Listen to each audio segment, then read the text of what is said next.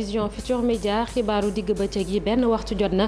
bokk na ci ponk yi gën a fës. François Mancabou faatu na démb ca booru 22h40 certificat genre de mort ba la ñu xamle mooy mort accidentelle la moom mi ñu ne woon dafa bokk ci loolu ñuy tuddee force spéciale ci garde à vue am la amoon ay gaañu ñu yóbbu woon ko foofu ca hôpital ba njabootam ak Amnesty Sénégal bëgg ab autopsie waaye itam ab l'enquête. Mbirum Pape Mamadou Seck mi ñu tudd itam ci mbirum force spéciale boobule administration pénitentiaire mi ngi doon jàkkaarloog taskatu xabaar yi sànq moom nee na ba léegi ñu ngi wëy di seet kooku di Pape Mamadou Seck naam wér-gu-yaramam dafa sooxee directeur général bi nee na itam am na ay mesures conservatoires yu ñu jël fileek ñuy def enquête ba noppi xam ku ca nekk lan moo ci sab wareef ci mbir moom ba tey soxna Aïda Mbodj moom li mu bëgg mooy yëf yi leer nee na état bu Sénégal nañu bàyyi di fonto sénégalais yi ci lii nga xamante ni lu sérieux la. leneen ci xibaar yi muy baccalauréat général tey jile candidat yi lu ëpp téeméer ak juróom fukki junni soobu nañu ci épreuve philosophie tey jile ci suba suñu reporter doxantu na ca centre ba nekk fële ca lycée moderne bu Ndakaaru. président Macky Sall moom ca Ndar tey jile di inauguré aéroport ba Diouane ba bi ñu tuddee léegi nag Ousmane Masseck Ndiaye lañ ko duppee ak teg doj wu njëkk centre hospitalier national de niveau 4 foofule loolee lépp tënk la nes tuuti ñu yaatal ko.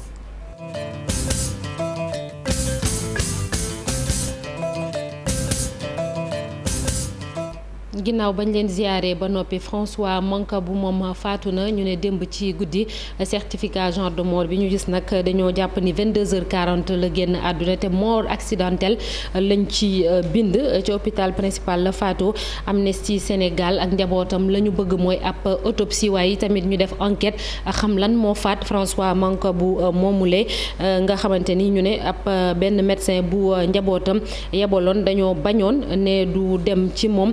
François Mancabou dafa amoon ay gaañu ginnaaw garde à vue bañ ko tegee loxo ci loolu ñuy duppee mbirum force spéciale moom nag ci la amee ay gaañu ñu yebal ko ba mu faatu ci leeral yi dañ ci ànd ak Marcel Farba Maroun. dee bu ñu mën a wax ne accident la moom moo ko yóbbaale bu ñu sukkandikoo ci avis de décès bi nga xamante ne hôpital principal moom moo ko bind. waaye ay organisation des droits de l'homme yu mel ni Amnesty International di exiger benn autopsie te ñu tijji tamit l'enquête ngir xam lan moo yóbbaale François Mancabou ki fi nekkoon président Ligue sénégalaise des droits de l'homme di maître Assane Dioma Ndiaye daal di fàttali ne convention des nations unies buy xeex lu jëm ci wàllu torture te Sénégal daal koy ratifié day exiger tamit ngir ñu ubbi l'enquête ci ni mu gën a gaawee mu doon l'enquête bu impartiale te indépendante bu fekkee ne dañuy wax ne dañoo torturer benn détenu ba léegi nii fukki doomu aadama te ñu wax ne dañoo bokk ci force spéciale lañ daal di inculpé te placé leen sous mandat de dépôt. François Mancabou nekkoon fukk ak benneel ci membre yooyu te ñu gaañoon ko bañ koy garde à vue dañ ko hospitalisé woon ci hôpital principal. mujjantal bi nag du musa janoog procureur gannaaw ba mu gaañoo mercredi ci guddi bu ñu sukkandikoo ci conseil am di maître Patrick Kabou. François Mancabou mi nga xamante ne dañ ko jàpp fukki fan ak juróom-ñaar ci weeru juin bi passé ca manifestation yi ñu tere woon moom. dara sonalu ko woon ci yaramam balaa moo yegg ca bloc opératoire laata moo gaañu nag médecin bu njabootam daal di tànn jot na kaa consulter waaye laaj gi ñu laajoon ngir ñu transmettre dossier médical boobule médecin mujjuñ ko def bu ñu sukkandikoo ci xibaar yu ñu njëkk jot ngir ñu gën a xam kii di François Mancabou mu ngi juddu juróomi fan ci weeru février atum 1971 tolloon kon ci juróom fukki at ak benn mu nekkoon fi agent de sécurité ci benn structure de la place mu amoon nag expérience ci wàllu kaaraange mu bokkoon sax ci garde rapproché ki fi nekkoon ministre des affaires étrangères di Cheikh Tidiane Gadio ñuy fàttali ne takk der yi dañ daal di gis ci biir këru François Mancabou te ñu ko doon tuddee vieux gradé benn gànnaay de type Walter calibre 22 LR ak ay munitions yi nga xamante ne bu ñu sukkandikoo ci l'observateur yooyu la bëggoon jëfandiku ngir attaquer force de défense et de sécurité yi. jërëjëf Marcel Farba Maroun keneen ku ñuy tudd ci mbir mboomule ñu naan force spéciale di Pape Mamadou Seck te ñu ne dafa rëccee ca pavillon spécial bu hôpital Aristide Le Dantec administration pénitentiaire def na ci conférence de presse sànq ni bu ñu sukkandikoo ci ko jiite di colonel Jean Bertrand Bocandé nee na bañ ko yëgee lañ ko yëgal gendarmerie ak police ba tey ñu ngi wër kooku di Pape Mamadou Seck te wér-gi-yaramam dafa sooxe moom nag dañ ko placé woon sous mandat de dépôt ñaar fukki fan ak juróom juróom-ñeent ci weeru juin di ko toppee bokk na ci kon complot contre l'autorité de l'État ñu ne association de malfaiteurs en rapport avec une entreprise terroriste ak yeneen i mbir ca noonu nag ba ñu gisee ni dafa am ay jafe-jafe ci wér-gu-yaram ca lañ ko transféré ñu ne ca pavillon spécial bu hôpital Aristide Le Dantec ci base bulletin médical bu médecin joxe te médecin chef bu administration pénitentiaire dëggal ko Alxasan moom moo ñu fa teewal du ñàkk ci yeneen jotaayu xibaar ñu ànd ak moom ba tey wala sax ñu ànd ak colonel Jean-Bertrand Bocandé ci kanam tuuti soxna Aïda Mbodj am na kàddu yu mu yëkkati ci mbirum Pape Mamadou Seck moomule moom député bi nee na nag nañ ñu leeral yëf yi ba mu leer nañ te li muy sàkk ci état bu Sénégal mooy ñu bàyyi di lëndëmal askan wi ci mbir moomule ndax yëf yi lu doy waar la mu ngi yëkkati kàddu yooyu le ginnaaw ba ñuy ubbi campagne électorale coalition Yewwi Wallu foofu ca Bombay soxna Aïda Mbodj la ñuy déglu ci micro Babacar Diouf. xam nga su fekkee ne da nga tàmmal nit ñi wax lu dul dëgg boo waxee dëgg sax kenn du la gëm man nag yàlla dafa dogal mënu maa wax lu ma xamul parce que maa ngi déconnecté Dakar nekk fii ci base bi xam naa dañu fii nekk ba yàlla dogal fii léegi le 19 nga xam ne talaata tey ji bu dellu see ci la délégation nationale bi di ñëw dama leen di xaar donc man toppatoo tuuti sama département bu ñu ñëwee nag ma ànd ak ñoom def li nga xam ne moom lañ ma sant ndax comme leader la au niveau national ma dem door a dem ànd ak ñoom dem wër tuuti Sénégal waaye daal li ma ci mën a xam daal mooy mënuñoo joxe explication bu nit ñi gëm mais li ma leen di digal mooy yii du lu ñuy foye fii mu nekk banaliser nañu tiire nit mu dee banaliser nañu rey doomu jàmbur waaye damaa tëj dafa évadé fekk évadé wul da ngaa rey yooyu nañ ko leeral ba mu leer parce que du lu ñuy foye. mi ngi noonu honorable député soxna Aïda Mbodj di sàkku état bu Sénégal wax lu leer ci mbirum Pape Mamadou Seck moomule ñu ngi leen ko doon wax sànq colonel Jean-Bertrand Bocandé mi jiite administration pénitentiaire mi ngi doon jàkkaarloog taskatu xabaar yi ci dossier boobule dañuy déglu yenn ci kàddu yi mu yëkkati tey ci suba. dem bi su amee dañu koy nangu wax ko après nag def lu ñu war a def. parce que lu am solo mooy ñun suñu liggéey takk der bu ñuy def nii dañuy anticiper comme ni ko tubaab di waxee lépp lu war a am ci kaso ñun xam nañ su amee lan ak lan la ñu war a def du ñu bàyyee ba mu am ñu toog di xalaat donc évasion ba mu amee directeur bi fa nekk ak surveillant yu ñu fa nekk ñoom informé nañ seen patron koo xam ne kii mooy responsable juróom-ñetti kaso yu nekk Dakar yëpp moom mu wax ma ko man ma wax ko ku mu ko war a wax directeur bi comme lañ ko dénk juge du deuxième cabinet moo ko dénk wax na ko procureur loolu mooy lu njëkk loolu su weesoo ni ñu dem xool def constatation yu xool mais lii nag la mu nekke parce que loo gis rek am na explication dem na waaw mais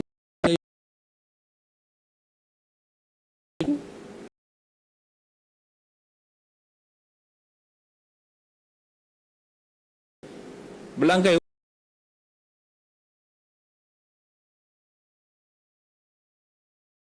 wax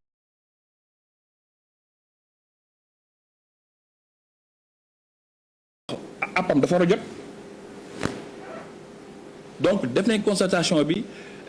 officier de police judiciaire yëg nañ ko ubbi nañu enquête administrative parce que xam nga évasion su amee ñëpp a ci am parce que c'est un délit yow mii ñu dénk surveillance bi am na ay charges yoo xam ne mën na peser sa kaw parce que ak lu munti xew négligence moom il faut mu topp la ak lu munti xew donc ubbi nañ ak enquête administrative on a pris des mesures jël nañ ay mesures conservatoires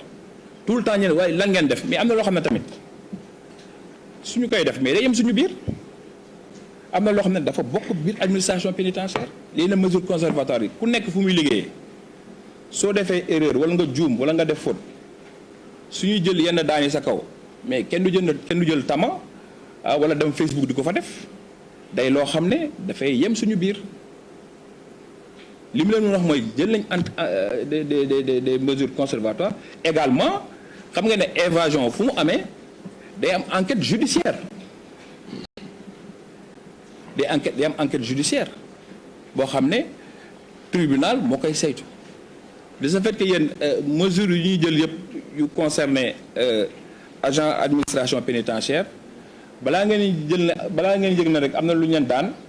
fekk ñu place leen mandat dépôt te mandat dépôt loolu c'est une action judiciaire. Maintenant ñun sur le plan disciplinaire on a pris des mesures yoo xam ne conservatoires pour vraiment yoo xam ne moo ñuy yóbbu ci fu dëgg bi nekk. ginnaaw loolu moom colonel Jean-Bertrand Bocandé am na yeneen kàddu yi mu yëkki sànq ci janook taskatu xabaar yi. Alhassane Ba maa ngi lay nuyu. leneen lan la ñu mën a jàpp Alhassane ci li colonel Bocandé wax sànq ci conférence de presse bi. lim ci wax mooy li nga xamante ni responsabilité administration pénitentiaire ci rëcc wi mu rëcc moom Pape Mamadou Seck xam nga jur na coow lu bëri waaye nag lim ci wax itam leneen mooy ku mu neex mën nga cee andi sa analyse waaye sa commentaire dëgg ci moo di ne moom Pape Mamadou Seck dafa teg ay pexem ngir rëcc pavillon spécial bu hôpital Dantec nga xam ne foofu la ñuy fajee ñi nga xam ne dañ leen teg loxo moom 2 fan la jot a def ci Rebeuss ginnaaw biñ ko tegeeg loxo ba léegi xam nga mbir moomu nekk di lëmbee jamono yi nii muy mbirum force spéciale boobu li ni mel nag tax na ba moom bu mu accès dañu gis ci moom ne dafa àndaale dossier médical boo xamante ni wéru gu yaramam demeewut noonu tax na ba benn fan ci wéru juillet ginnaaw biñ ko tegee loxo mandat dépôt ko plutôt ñaar fukki fan ak juróom-ñeent ci weeru juin ñaari guddi bu fanaan ko Rebeuss benn fan ci weeru juillet ñu yóbbu ko ca pavillon spécial bu hôpital Le Dantec foofu ñu commencé woon ko faj juróom-ñeenti fan nag dafa def door a rëcc bi nga xamante ni teg na ay pexem ci guddi googu noonu nga xam ne jàpp na juróom-ñeenti fan jàpp fukki fan ci weeru juillet gi li ni mel nag tax na ba nee na jot nañoo saisir ñi nga xam ne war nañ leen saisir ci mbir mi muy wàllu procureur ak àttekat bu 2e cabinet bu tribunal bu Ndakaaru yëgal leen ko ba tax na nag def nañu jamono jii ni ab enquête ñu ubbi ko waaye itam def li nga xamante ni mooy avis de recherche yëgal ko gendarmerie ak police ngir ñu fexe ba moom Pape Mamadou Seck mu feeñ li ni mel sax tax na ba mu def ab woote jëmale ko ci moom ne ndax wérgu yaramam na dellu si waaye itam ndax dossier am bi gën a oyof ndax xam nga rëcc kaso wala daw kaso dafa nekk loo xamante ni ab délit la te daan mën na la cee fekk bu fekkente ni def nga ko ba noppi li ni mel nag tax na ba mu jëmal def ab laaj plutôt wala woote samp ko jëmale ko ci moom leneen li nga xamante ni wax na ko nag moo di ci wàllu sécurité am na li ci faay am na li ci sooxe ba tax na moom Pape Mamadou Seck mu rëcc te administration pénitentiaire am na ci responsabilité moom weddiwu ko dindiwu ko benn yoon nee na nag lépp li nga xamante ni war na ko ci dinañ ko def ndax am enquête bi am na loo xamante ni commencé na ko feeñal ci mbir mi nga xam ne jëm na ci rëcc gi mu rëcc moom Pape Mamadou Seck ci pavillon spécial bu hôpital Le Dantec lu ci mën ci am lu ne rek lépp li nga xamante ni xabaar la danañ ko fësal du lépp la ñu nar a fësal waaye lépp loo xamante ni askan bi war na koo xam ci mbir mi dinañ ko xam bu soobee yàlla bu fekkente ni lépp yemb na bu fekkente ni dajale nañu maanaam élément yoo xamante ni soxla nañ ko jëm ci l'enquête boobu soxla naat. merci beaucoup jërëjëf Alhassane Ba mi teewe woon déclaration à la presse bu directeur administration pénitentiaire di colonel Jean-Bertrand Bocandé ñu wax ci leneen ci xibaar tey jëlee ci alxamis gi xam ngeen ni élèves yu bëri lu wala sax ay candidats lu ëpp téeméer ak juróom fukki junni soobu nañu ci baccalauréat général épreuve bu philosophie la ñu xëyee tey jëlee suñu reporter doxantu na ca lycée Sergent Malamine Camara ñu gën koo xamee woon ca Limodak foofu lu toll ci junni ak juróom-ñeent ci ay candidats ñoom ñoo fa am ñu tas leen ci ñetti jury foofule ci wàllum kaaraange bi daal la ñu gën a lijjanti rawatina lu ci mel ni téléphone portable yi ku fa ñëw yor ko dañ koy nangu chef de centre ba nekk proviseur bu lycée bi moom itam dalal na xel yi ci bépp matukaay bu ñu jël ngir épreuve yi fii ba ñuy jeex lépp jaar ca yoon reportage Fatima Touré Yaya Diallo. seen lim tollu na ci junni ak juróom-ñeenti candidat ñu nar a sëgg ci bac général bi fii ci lycée Sergent Malamine Camara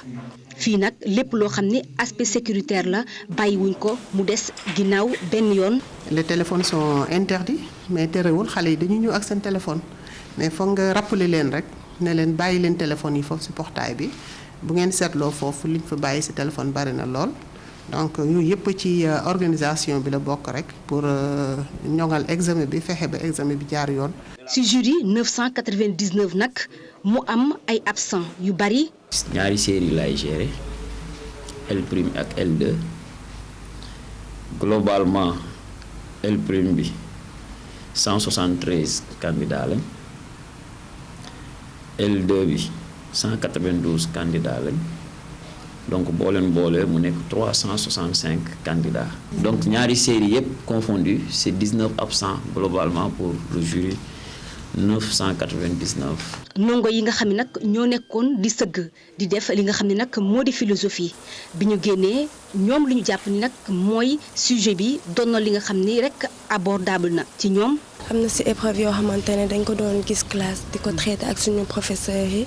moo tax buñ ñu ko joxee. idée yi day ñëw normalement comme boo nekkee classe rek. yow ban série nga nekkoon. man L2. waaw. sujet 1 laa jël pour être libre faut être maître de soi. pour laa jël. de quoi ça parle ci yow nu nga ko xalaatee. ah ça la liberté du libre arbitre. Et aussi il y a l'antithèse et l'antithèse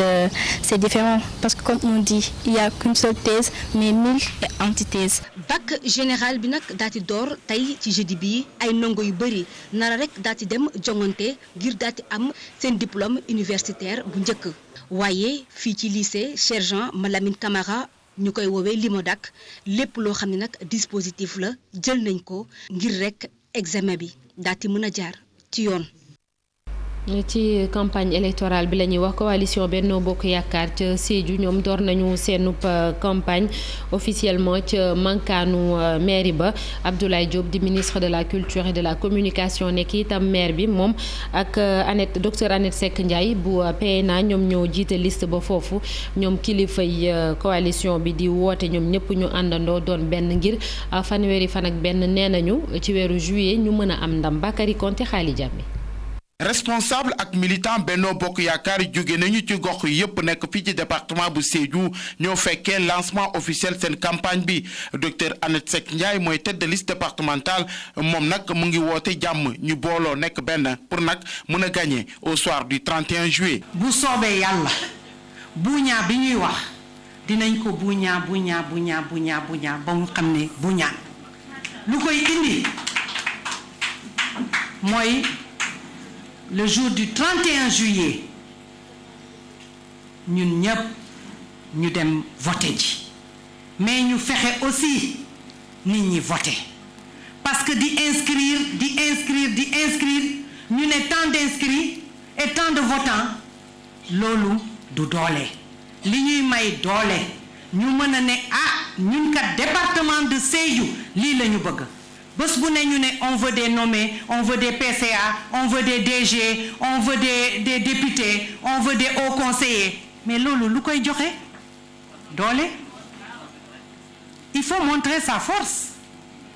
et ça c'est dans les urnes qu'on va le montrer kon bu le 31 jotee na ñëpp jóg jàppante fàtte li woon démb ñëw ci urne yi def lii suma rakk bi daan wax sama benn mag daan wax mu ne kañuka kañuka kañuka kañuka kañuka kañuka kañuka tep tep tep tep tep. depuis ñu door campagne bi léegi fii ci diwaan bi Benno Bokk Yaakaar mu ngi wéyal ay porte à porte bëri na nag ay activités yoo xamante ne war nañ ko def lu mel ni ay meeting caravane ay visite de proximité militants yi nekk fii ci di gox bi ñu ne nag dinañ xeex taxaw temm pour nag coalition Benno Bokk Yaakaar mën a gagné fii ci diwaan Sédhiou ak pourcentage bu baax. ba léegi ci campagne bi la ñuy des département bu Louga bokk na ci département yi gën a tardé fii ci Sénégal loolee moom mooy gis-gisu kiy jiite liste Yewwi Askan Wi Wallu foofu ca Louga Mansour Sour nekk itam maire bu Njaañ moom la muy naqarlu bu baax a baax mooy ñàkk jumtukaay ci wàllum pàcc foofule ca Louga ñàkk xëy ndaw ñi ak jafe-jafe yi baykat yi di am saa su nekk Yewwi Wallu foofu nag door na campagne am ca Louga ca diwaan boobule Thierno Fall lañ ci àndal ci reportage. intercoalition Yewwi Wallu fii ci diwaanu Louga fas yéene dem ci askan wi ci département bi yegge leen seenu programme. génne jafe-jafe yi nga xam ne si moo nekk si commune yi nekk si département bi yépp pour bu ñu yàlla mayee ndam ñu mën koo àggee fan ko war a àggee ndax département bu Louga jàpp nañ ni bokk na ci département yi gën a retard ci Sénégal suñu député yi ñu amoon ci législature bi génn jàpp nañ également bokk na ci député yi gàccaal département bu Louga. Mansour Sour di tête de liste coalition bi jàpp ni département bu Louga ñàkk ñu ko taxaw moom moo tax ba secteur boo jël rekk fekk fa ay jafe-jafe yu bari. ñëpp xam nañ ni département bu Louga seen ndaw ñi dañu jël gaalu locce yi di jëm bitim réew li waral loolu mooy ñàkk bërëbu liggéeykaay waaye am xëy bu mën a nekk pour mën a saafara seen i bëgg-bëgg moo tax bëri na suñu morom ndaw yoo xam ne si ñu bëree bëri suñu borom moom na leen bu dee si wàllu wér-gu-yaram gis ngeen jafe-jafe yi amoon bërki démb fii si hôpital Amadou Sakhir Mbaye ñëpp xam na ni plateau médical bi des na ñëpp xam na ni également dans les communes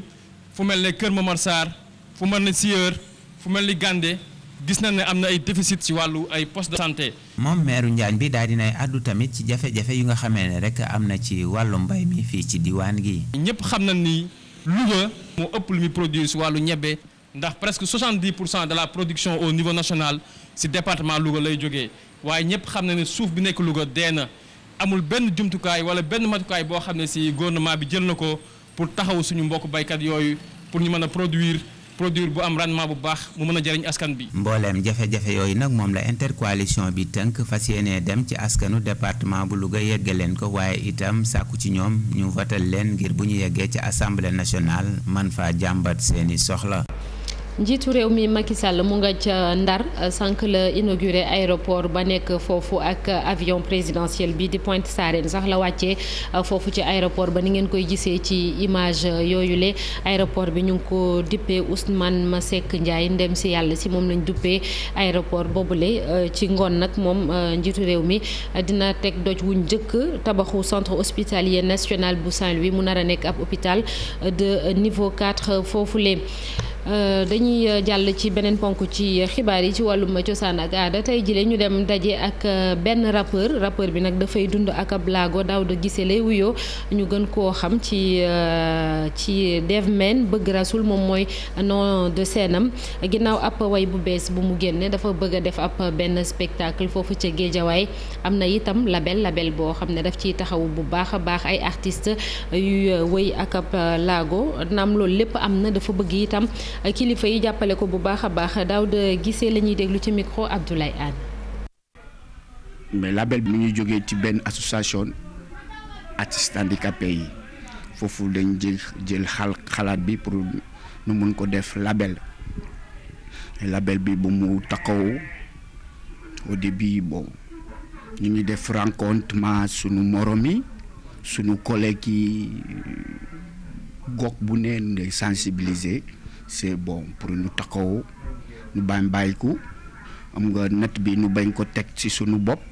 parce que natt bi ku yàlla bëgg rek mooy ku ma am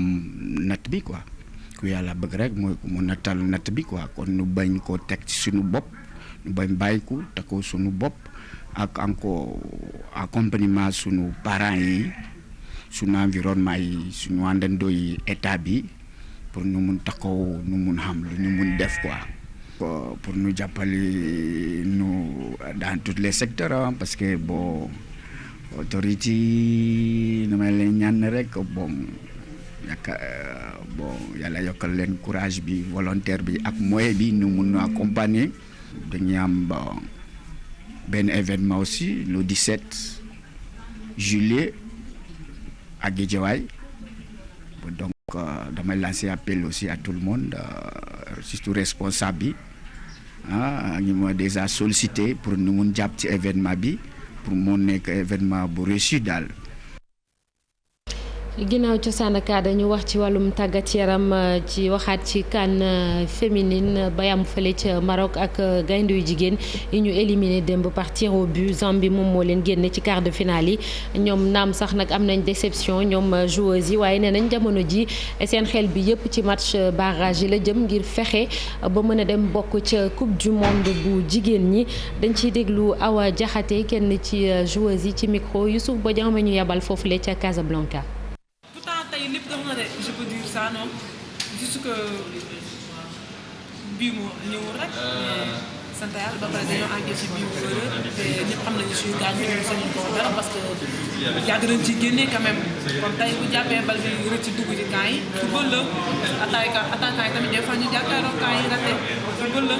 dañuy sant yàlla waaw nga xam ne defete ñëw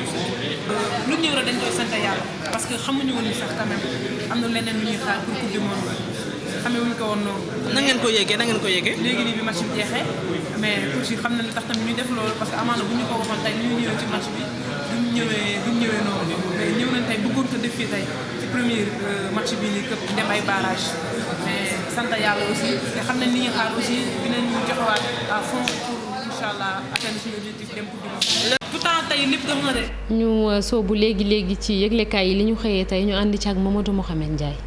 jërë ngeen jëf Ami Dia di ndaw si ñu jàppoon bërki démb yóbbuwoon ko ca yoon doon xool ana lan moo ko boole ak force spéciale yi ñuy wax l'observateur mi ngi ñuy wax li mu wax enquêteurs yi sûreté urbaine yi démb ba ñu koy auditionné ubbil yéenekaay bi Assane Dramé ak Mor Gueye bokk ci force spéciale yi ñoo waxoon ne xaalis bi ñu doon waajale seen bopp doon ci defar ay cocktail molotov ak yeneen i jumtuwaay yu mën a tax ñuy jàmmaarloog takk der yi xaalis boobee Ami Dia ñu naan ko Nadine moo leen ko doon wéef ku ñu naan Ousseynou Seck ñu gën koo xam ci Akhenaton nekk ci Europe moo ko ne woon mu envoyé ñu ko l'observateur nañu moom Ami Dia démb bi ñu koy enquête ci kanamu ñetti awakaam nangu na ne mu yónnee gaañi xaalis bi waaye ba mu koy def xamuloon pour lan la source waa xëy gàddu coow li di ñu développement yu mujj yi am ci cas Ami Dia nee nañu déglu nañu ko démb ci sûreté urbaine midi ba 15h ca la ñu prolongé ab garde à vue moom coordinatrice adjoint bu Pastef ci Guédiawaye tuumay turbale ordre public bi ak salfaañe dëkk bi loolee la ñu koy toppee moom ndaw si di Ami Dia am na jëkkër waaye amul doom fukki élément ak benn yu force spéciale yi ñu téye kenn ca ñoom moo ko taxal ci coow li coow leneen mu di lu Pape Mamadou Seck mi ñu ne dafa évadé keroog ca pavillon spécial direct ci news nee nañu ay mbokkam di famem nee nañu leneen lu ñu déggaatoon ci ay mbiram it du leen bett nee nañu it li ñu koy toppee ne moo ko def mënut a nekk baayam dolli ci ne doomam ji di Pape Mamadou Seck du nuti fitna ginaar sax mënu koo rey bañ na ko ba fu tabaski masaana jotee am xaram man mii maa ko koy reyal mu ne xamatuñu ci moom dara li ñu bëgg nag moo di bu dee dafa dee nañu ma indil ab néew ma suul ko ñu suul coow loolee te xooli leneen coow lu suleeku ci yéenekaay yi mu di campagne électorale bi jëm ci élection législative yi bés bi le jour bind ne campagne baa ngay jax Sud Quotidien mel ne ku naan ko ndax yàlla enfin campagne électorale bi saf campagne Vox Populi nañu Ousmane Sonko njiital parti Pastef tête de liste bu coalition Yewwi Askan Wi wàll si ne ci géew bi bay xam le ne élection yi waruñu ko perte dañu ko war a gagné te dañu koy gagné inchallah mu ne it Macky Sall bu forcé troisième mandat du gouverner Sénégal ak ku ko ci mën di jàppale nag journal L'Info nañu kii di Thierno Alassane Sall ma nga woon ci diwaanu Tambacounda waaye jaaba jonge ne fa Macky Sall ba doyal Thierno Alassane Sall neen région bu Tambacounda ak ni mu mel doy na sëkk ci takk buy wane ne Sénégal dafa dellu gannaaw Barthélémy Dias nañu ci la Sénégal kaawu final dóor mu daanu ci foofee fa la ñu jëm ak Macky Sall maire bu Ndakaaru bi di Barthélémy Dias nañu bésub élection yi fu 7h30 ci ngoon jotee maa ngi ci mbeddi dëkk bi ngir feete sama victoire ci Ndakaaru ci Kër Massar la Sénégal mi ngi ñuy xamal ci xëtamu njëkk ne autopont ba ñu fa doon tabax noppi na ba ñu ubbi ko démb